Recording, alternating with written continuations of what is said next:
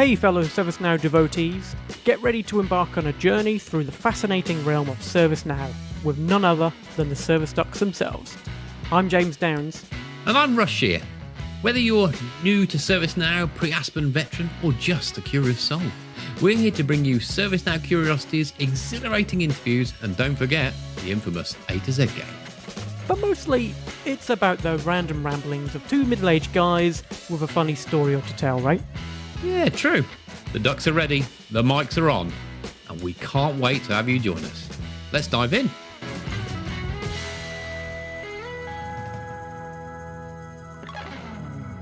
Hello and welcome back to the Service Ducks podcast. We're here today with Russ and James as usual. And a bit unusual today, actually. We don't have anything particular planned for our podcast. We thought we'd just have a catch-up and a blether. Ah, that's what you think. Oh, I see. You got all these kind of That's what you think. Planned. I've got to say, your audio is sounding quite echoey. Oh. Is it because you're in a bigger room, maybe? Same room. Yeah, it's not sounding still quite empty, this room, actually. So I still need more stuff in it. Usually you sound quite sexy, but it is. I'm not saying you aren't now, but it's just echoey. Yeah, I don't know. Anyway, How are we doing? Yeah, all right. Well, this is hot off the press. All right. Let's just get the whole running and marathon training thing out of the way, because we're going to talk about it, right? And everyone's going to think, oh God, yeah, they're going to talk about that again. Yes, we are. Yeah, that's what you're here for. So let me give you a bit of an update in that. So yes, please. That's what we're here for. So last Sunday I did my longest ever run, right? 31k. That's about 19 miles. For me, that's a massive distance. So I managed to get through that all right. This week I've kind of been doing like easy runs back to back. So they're still easy, but they're back to back. So it kind of replicates the fact you're going to be tired. I've been so tired, James. This week I've been absolutely shattered in the evening. I just wanted to go to sleep. So I think I've got to do something about my nutrition. I've got to do something about what I'm eating and sleeping, I think. But hot off the press, I went downstairs to grab a drink just before we recorded. Yeah. My knee started hurting. So I can run 19, 20 miles, but going up and down the stairs when you're over the age of 40, that's just... you in. So this weekend, I've got the longest. It's kind of peaks. So I've got 34k, which is 21 miles, I think. Yeah. On Sunday. So I'm a little bit, not nervous. I'm really looking forward to it. I'm so excited. Yeah. Is it just because the niggles are coming in and it's the last time, it's the wrong kind of time to get niggles. It's the wrong time to get a knee pain as you're walking up the stairs, let's face it. Yeah. But I'm looking forward to it because I'm going to attempt to try out what I'm eating the night before. So I'm going to go to ZZ's. You like this? So anyway, so the marathon's in Newport. I'm figuring out which hotel I'm going to go for. I haven't booked it yet because I'm useless. Yeah. But I've decided on my meal of choice the night before is going to be pizza, carbs. And it's a bit nice. Yeah, it's a bit nicer than pasta and brown rice, whatever. Yeah. And the only place that I'm used to eating there I found was ZZ's. So this Saturday I have to go out for ZZ's to practice it. Yeah. And in the morning this is the question, James, right? So I've got to my routine in a morning before I do a long run of having peanut butter on toast. Now, the hotel I'm booking, I can include breakfast for 15 quid. Do I spend 15 quid and ask the chef, can you just do me peanut butter on toast? They'll say, no. That's not on the menu. We'll just give you toast. You can put Well, I don't want to spend 15 quid on 2 slices of toast. I think I'm going to have to try a different breakfast this weekend. Yeah. So I'm going to try something like a bagel, non-toasted bagel. Have you tried it on like porridge or something like that, where it's like slow releasing, or is it a bit more churny in the stomach, if you know what I mean? This is the debate. Yeah. So I've done a load of races, and I used to have porridge the night before. The night before? Okay. Not the night before. In the morning. Yeah. And some runs would go all right. Some races would go all right. Some would go catastrophic. So, I think we all know what you don't know. As they all do. Yeah. So I've kind of changed it recently. The last two races I've done, I've had peanut butter on toast, and they've both gone really well. So now I'm kind of at that level where I go, well, I have to stick to that. Do you just bring your own little jar of peanut butter with you? Yeah, but I've still got to do toast. Oh yeah, but I know. And then you're paying £15 for toast. Exactly right. I could do. There is a hack. I did research this. There is a hack that you can do toast on an iron. Now, I don't. You see how that's gonna go.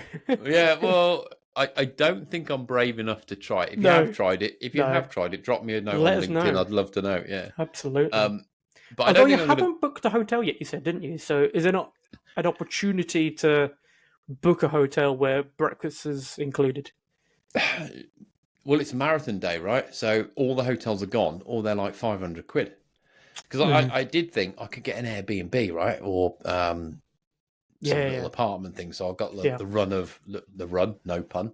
But I've got the whole thing to myself. I'm going to do what I like, but they're so expensive. Yeah. So I'm going to go for this hotel. Not going to do the toast on an iron, and I'm going to try bagels not toasted. And then I've got 2 more long runs before the marathon, so I'm going to try porridge as well, like oats, because you can get the kind of pour the kettle ones in, can't you? Yeah, exactly. Yeah. So I'll give them a shot. Take milk out of the equation. Yeah, exactly. Just do water on. Yeah. So perhaps give them because it doesn't have to taste nice, does it? It just has to keep you going. No, it's just the energy. Yeah. And top tip, if you're in the UK, my other go-to just before you start are Percy pigs. Ooh. Have a couple of Percy pigs. Love a Percy pig. Love a Percy pig. Now, for those viewers and listeners outside of those who go to M&S, yeah, but they're my go-to at the minute. So, but it's going well. It's going well. It is going well. I mean, it's obviously it's not been that long since you started doing the longer running. Really, I mean, over the last year or so, would you say? Obviously, you've done the 2 half marathons. Obviously, you've done a lot more than that now with your long runs that you've been doing. But really, it's only been in the last year or two, I'd say, that you've really picked up the distance and wanting to do the distance, which is good. Yeah, I'd say since I've always been doing like on a Sunday, 14K, maybe that was like a norm. So like 16 and 18K now are not normal, but it's nothing. It doesn't daunt me at all in the slightest anymore. Yeah. Let's not forget. A few years back, if you'd have said go and run 10K, there's just no way. There's no way. I remember talking to a guy when you and I were on a project together for a long-term project, and there was a guy at that customer that was having yourself a drink. Are you? That is really loud. What have you done with your audio today? Is it on like? Have you got like? What is it? Is it like gaming, or is it just? No, hang on. It's got like a cardioid or something else where it kind of only takes your input from here or all around. You might have that turned on. We'll have to put it through Adobe. Yeah, whatever. Yeah. What was I saying? So so that the guy I remember talking to him, he was a senior manager, and he was doing the London Marathon for charity. And I remember saying, "How do you do that? There's no way I could ever run a marathon." It's inconceivable. I'm not saying I can now. It's inconceivable. Yeah. And I'm not saying I can now, but I'm saying when I've got to a position where like 16 and 18K doesn't daunt me. Yeah. Whereas a few years ago, there's just no way on this planet. Yeah, I must admit, after I did my first half marathon, at that point, still, I was like, I could not imagine me doing that twice. I guess because you set yourself up for that distance and you're training for that distance. So, well, you chunk it up. It's like with anything, right? Yeah. It's like with let's try and relate this to ServiceNow. But it's like if you've got a ServiceNow career path, right? Yeah. And you come in straight away as next gen, or you come into the industry and you haven't taken your admin course yet, and you go, I want to be a CMA. Right? That's a big step. So you chunk it down, right? So you say, well, let's get some experience under my belt. Let's get my admin out of the way. Yeah. Let's do ITSM implementation, perhaps. Then the next one. Then so all these little wins will equate to your big goal. So I chunk it up. So I know I can do half marathon. Yeah. After that, it's like what 2 10K, 2 5Ks races, and a 10. I don't know. My math's off, but my math's off. But I just chunk it up and go. It's like this 34 I'm going to do this weekend. It's still another 8K on top of that, but I know I can do 8K. I've done that before easily. Yeah. Do you know what I mean? So in my head, when I'm doing it, I'll go, well, it's only 8K. Don't get me wrong. I will be in a world of pain. Wishing, well, saying to myself, why the hell did I ever do this? Yeah, but you sadistically quite like that too. Yeah, I do. I do like that. It's reaching that point. Yeah, I do like that. Well, that's interesting then. So I think it's all to do with like muscle memory and things like that, and just being so focused on the target. And I think that's been my downfall over the last few months since my last half marathon, is just not having a target to try and reach, or some kind of date to train towards. Yeah. And I guess same thing ServiceNow wise. If you don't have a certification or a particular role or something that you're not kind of trying and reach for, it's hard that's it. You've got to have. You've got to set yourselves targets and goals, and that's why it's like when you do. I don't know. You probably do them. I don't so much anymore, but like appraisals, right? What are they called? I want to say PDRs. Yeah, PDRs. Yeah, when you like personal development reviews and goal setting, most people roll their eyes and go, "Oh God, why?" But you have to look at it, and this is very management speak, right? So I'm going to step into that role for a sec. So most people roll their eyes, go, "Oh, what's the point? I can't be bothered. I'm just here for the cash. I'm not interested." And you know, you get into this routine of looking up to your manager, go, "Will you set me the goals? Do you set?" But it's not his career path, not his or hers career path, right? It's not their goals to achieve. Yeah. So sometimes you have to take ownership of your own goals and targets and whatever. Yeah. So James, the message 100%. is get something done. Stop being a slacker. Yeah. Be in charge of your destiny. Be in charge of your own destiny, which I'm sure we spoke about before. Take the initiative. Yeah, 100%. Anyway, what's new on your front? Come on, you've got stuff listed. I can see you looking at another screen. Come on, you've prepared. No, do you know what? I don't. It's just been a lot of just been really busy. It's been. I know we probably mentioned that in the last podcast. It's been so busy with stuff. It's not been any particular one thing. I've been involved a lot more at the moment with obviously Gen AI, since obviously finally getting access to a Gen AI instance. Woo! Yeah. It's obviously been fun just to play with it and see what its boundaries are, what you can achieve with it, what you can't achieve with it, where's the value, how can we play that back to our customers. So professionally, it's just been so busy with the apps that I'm developing for my current customer, along with looking at new stuff, and that's the stuff that excites me, right? It's all the new features and being able to look at what's coming up in Washington. I quite enjoyed actually. Recently, there was a what's it called? Is it live coding happy hour or something like that? With like Chuck and live coding, the dev happy hour. Yeah, that's it. They had one of those, and they were doing just random stuff on Gen AI, and I love that. It's actually quite entertaining to watch. It's good to see it go wrong. These are the guys that you kind of watch, and you're supposed to see, everything should work perfectly and whatever else, and they're trying things out. And obviously Gen AI is new, so it was good to see things when it doesn't go quite so well, as we mentioned in our intro. I like that. That's something I always try and say to my kids, to be honest, is failure is just a part of learning. Things are supposed to go wrong. Yeah. Right. It helps you learn, helps you grow as a person, as a techie or whatever. Yeah. But yeah, failing's all right. Failing's absolutely all right. Yeah. But not when you're doing a marathon. There is no room for failure. If you bomb out halfway through, then it's just put down as a failure. Just go to the pub, have a burger. You're done.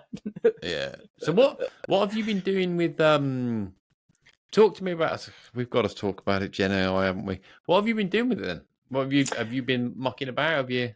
Yeah, yeah. So I've been mucking about. So there's a hackathon going on right now.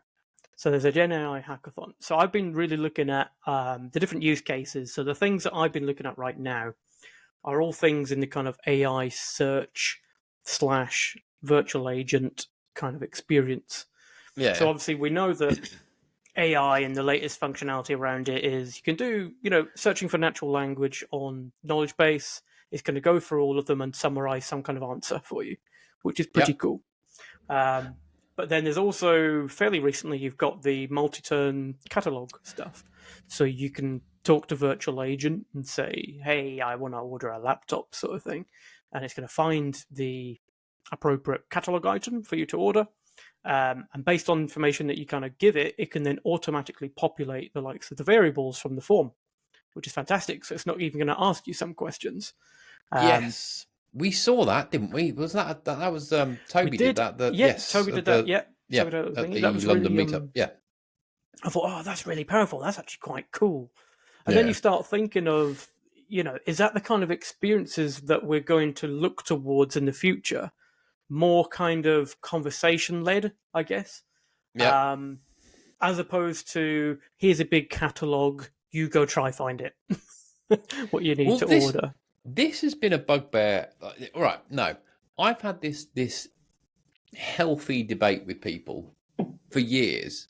But when you got like Portal and Mm, you have your catalog surfaced, yeah, and there's been a debate on what are the categories within the catalog. Is it yeah. hardware? Is Hardware it or is it end user software? How do you computing? do software?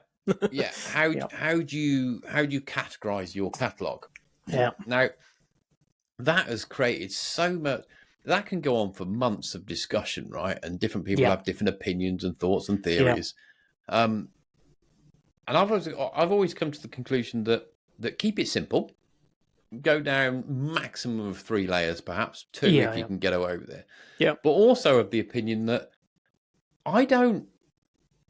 If I go to Amazon, I can't remember, or Mm, Argos or whatever. yeah. I can't remember the last time I went. Well, I want Let's to go buy a down the laptop. Let me categories. go to the Mm, laptop category. You don't. You just type you in don't. what you want, right? Yeah, So categorization, whereas before it perhaps used to be for what's helpful for an end user, and I think we should still keep that in mind. yeah, But that was part of the focus. yeah. Now it's probably more of a maintenance and management aspect than it is user experience, right? That's Yes. just my view. Yeah, no, I think that's a great point, and I think you could probably say the same thing to knowledge. Your first entry into knowledge is you're searching for something.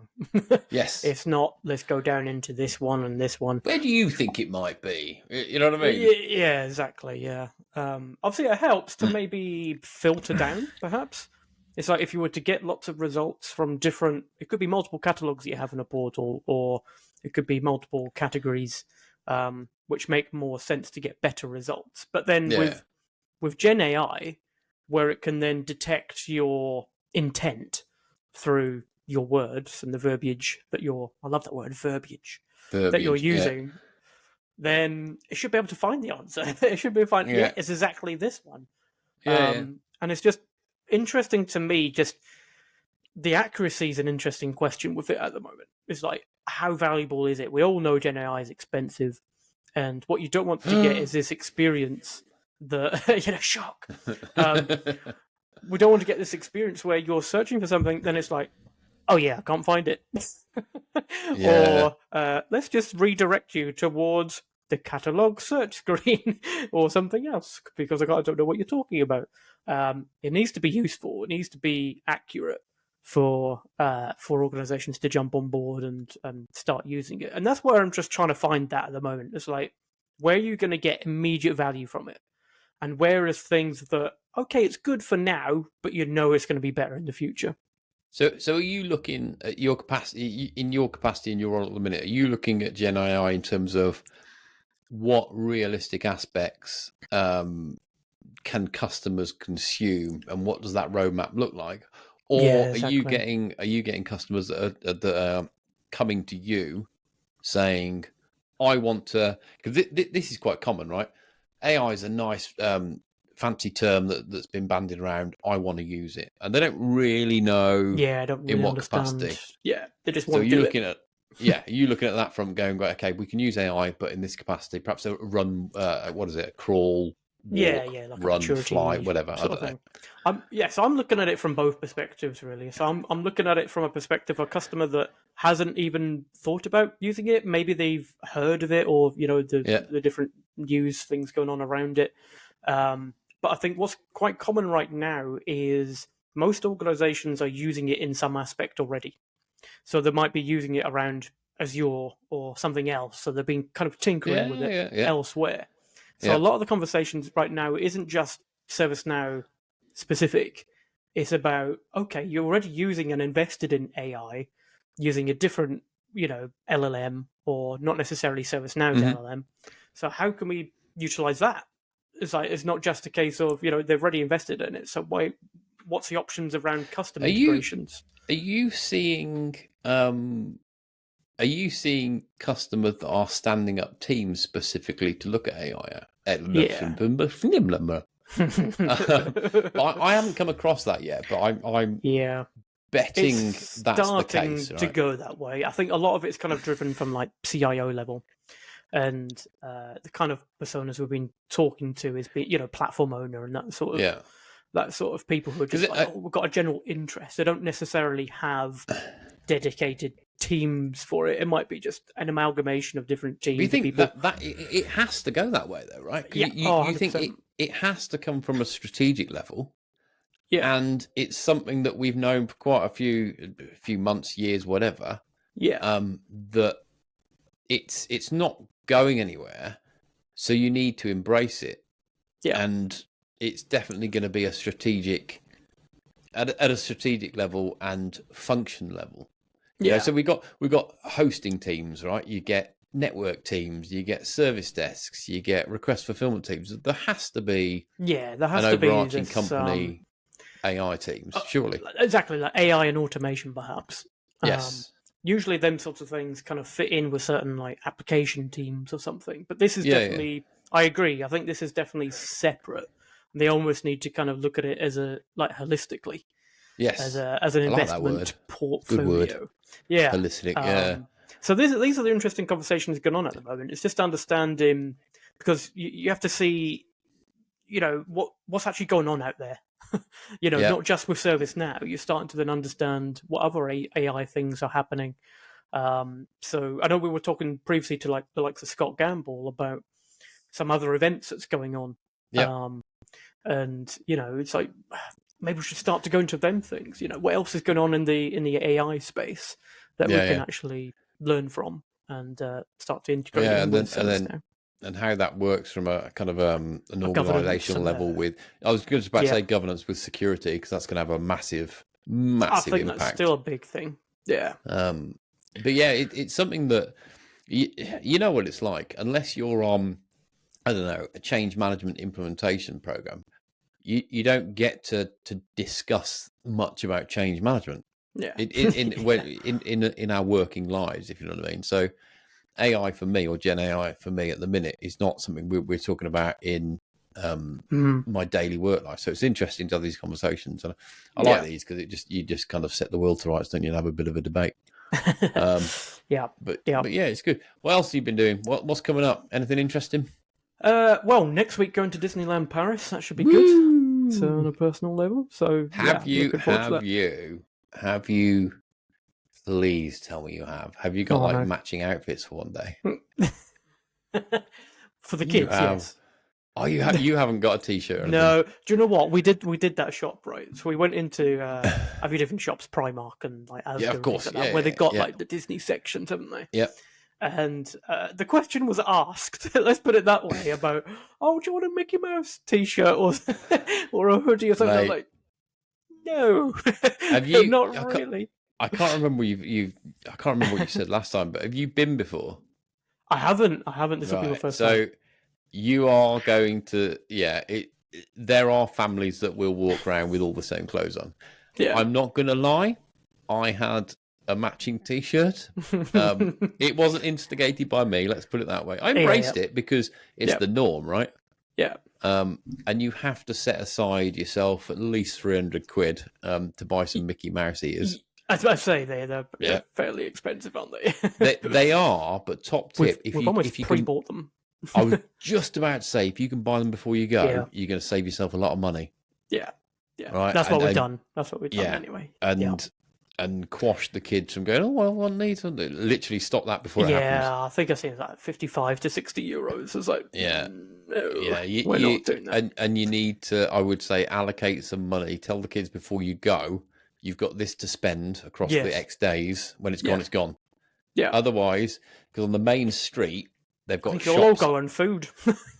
Well, our budget would have been blown on food. Oh, I'll give you a top tip in a sec. But the main street has got shops either side, left and right.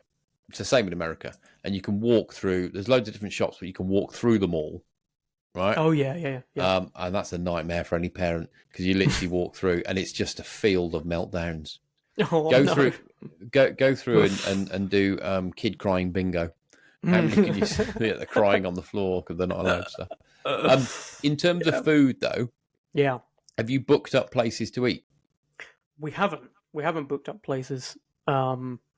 Still unsure what we're going to do, to be honest. I think we're just going to look and see, like go to the little snack huts as opposed to... Yeah, so you'll be able to get snack stuff. Yeah. There's a Mackie D's. When you come out, there's a McDonald's, which is horrifically busy. I can imagine. But they do, when I went, they did like a triple cheeseburger. Oh, it was delightful. Yeah. It was so nice.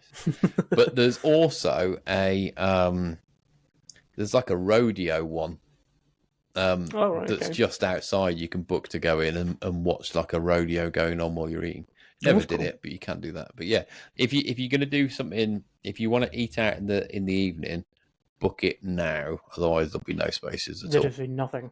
Yeah, there'll be nothing. But yeah, I think we went out a few times actually. We were thinking of like filling our boots at breakfast and just bringing snacks in. Have you got the package where you've got like a free breakfasty type room where you can grab stuff? Yeah. Fill up on pastries. Take the pastries with you. Yeah. And then that'll at least cover you through till lunchtime. Do you know what I mean? Yeah, exactly. Then it's just the main dinner, which But yeah, good stuff. You'll really like it though, man. You'll really like it. It'll be interesting for you. Yes, so should be good. So I haven't really necessarily got anything planned. Well, I have today. Oh, but I thought so. I've been doing. I don't know why. When the kids are getting ready for bed and bath or whatever, I randomly, and I don't know where this has come from, is playing the games of Would You Rather. Right. So things like, and it's really interesting to hear their answers and how both kids give different answers. And it gives you an insight into kind of some of their aspirations and how their brain works. So it's things like, would you rather be, I don't know, things like beautiful and stupid or clever and ugly, right? Yeah. The one kid that you think could answer a certain way doesn't. Really? Well, have you thought about that? Yeah. There's loads of random questions and silly ones as well. Yeah. Would you rather live 100 years in the past or 100 years in the future? Yeah. Those kind of things. What was mine? Would you rather you have always use for the rest of your life shrimp flavored toothpaste or cheese smelling deodorant? That's hilarious. Yeah, exactly. So silly one. God.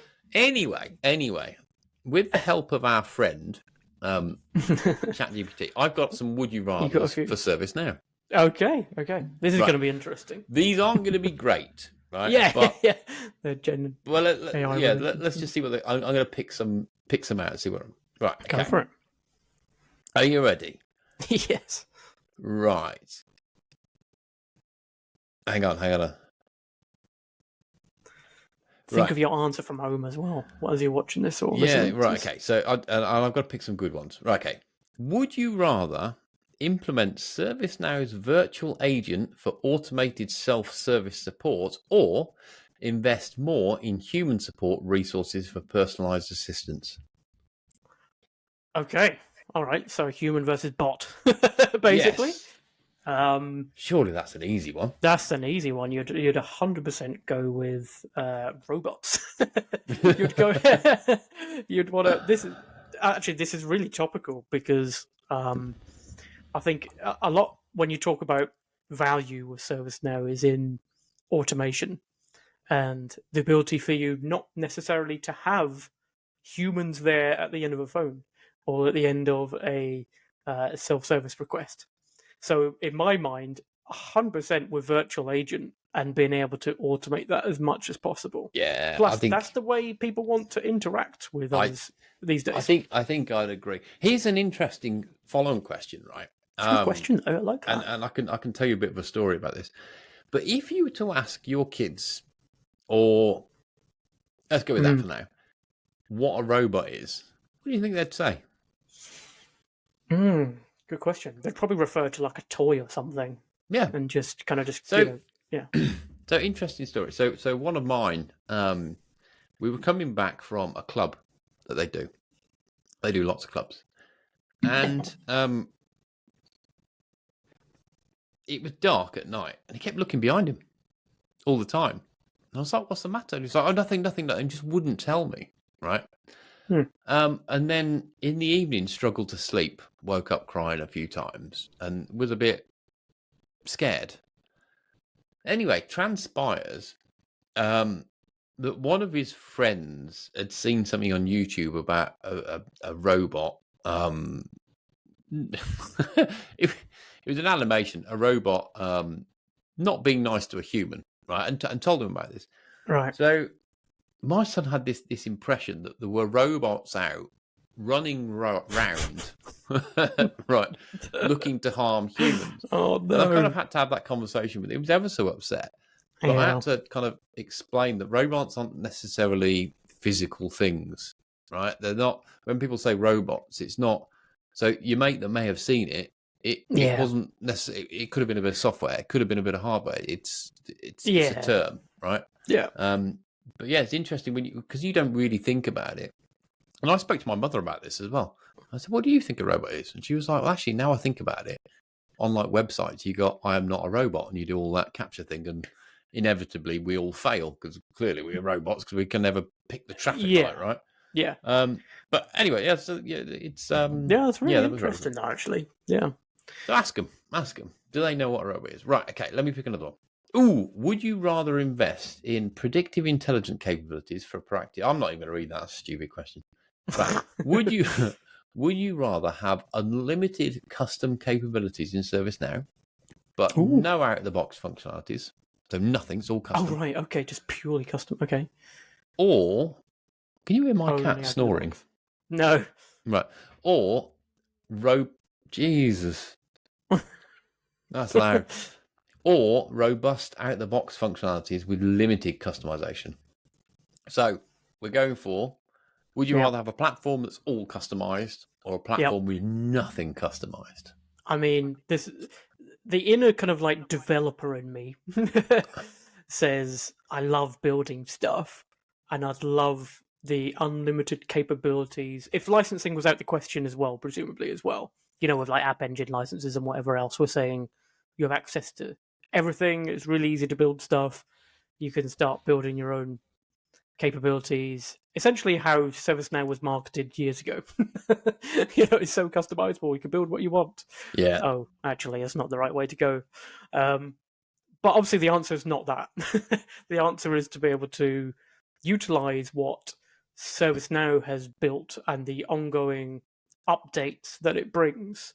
Yeah, because they're right, you're learning from just your own perspective. They're learning from hundreds of customers or thousands of customers who have all kind of fed back, and there's a community feeding back into this improvement of ServiceNow. So why not rely on them and not yourselves to maintain custom apps? Yeah. I think there's the sensible answer, and then there's the fun answer. I'd love to be able to, fun to do. That should absolutely be an offering, though. It's like, here is a blank slate. Here's just a platform. You think? You develop what you want. Maybe that could be like completely separate offering. Watch this space. Right. It kind of is App Engine Studio, isn't it? Yeah, that's true. Yeah. I think we got time for one more. These are good questions. I'm enjoying Let me pick it. There's 10 of them. I'm just looking at a good one. No. Ooh. No, that's a bad one. Would you... here we go. This got a juicy one. You ready? Yeah, Would you rather prioritize ServiceNow platform upgrades for enhanced security or prioritize them for new functionalities and user experience? Well, maybe it depends what kind of organization you are. If you're one that's heavily guarded by regulation and compliance, then you'd have to go security. But I'm all about the new functionality, baby. Yeah, well, it's interesting, isn't it? Because on the one hand, you'd say new functionality, it's more fun, right? It's more fun. Users will appreciate it more. That's the first thing that comes out your mouth. If there's a customer that's come to you and says, "Well, why should we go to Washington?" Yeah, my first thing that comes to my mind is not security.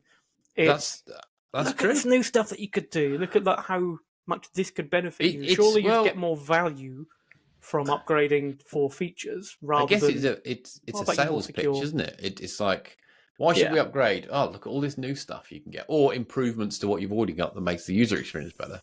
There's always that focus. Yeah, you're right. I'm just thinking. I can't remember a time where I've said, I guess if it's on your like tech debt radar, or if it's a requirement that I don't know, we need more security hardening, and this new upgrade gives us that, then fair enough. Yeah, I mean, there's always that little segment, isn't there, in like the release where it's like, oh yeah, and here's our additional security stuff that we put in. So it's there, but it's like, great. So what you're saying? Would you rather security or new funky features? I'm saying funky features. Funky features. I think I'll go with that because it's more fun. Let's go with that. It's more fun. These are great questions. Yeah, well, there's some more, but I think in the interest of time and you know, to give people some time back in their lives, I think we'll park it there. We might do this again though. Let's see what else we can come up with. Get your answers in. Definitely. If you disagree with us, let us know as well. I think the really interesting one for me was the first question around humans versus bots. You know, there'll be some people out there, and you know it, who will say about this kind of more human-centric service desks and things like that. It's better to just talk to people. Yeah, maybe. Are there some people out there that still think like that? I'll see what we should do. Next time we have a guest, we'll replace James's stupid, idiotic question to pointless question. Pointless. Yeah. To one of these, would you have find a good would you rather? Let's do that. Yes. Let's do that. Put a poll out as well afterwards. Yeah. And I will tell anyone that's listening, remind me of that because my memory's awful and I'll forget all about it. So anyway, until next time, I think we should wrap it up. Yeah. So I think so. We haven't done this for a while, have we? I know, rusty. But I think until our next unscheduled podcast, it remains me to say I've been Russ. And I've been James. And this is Service Ducks.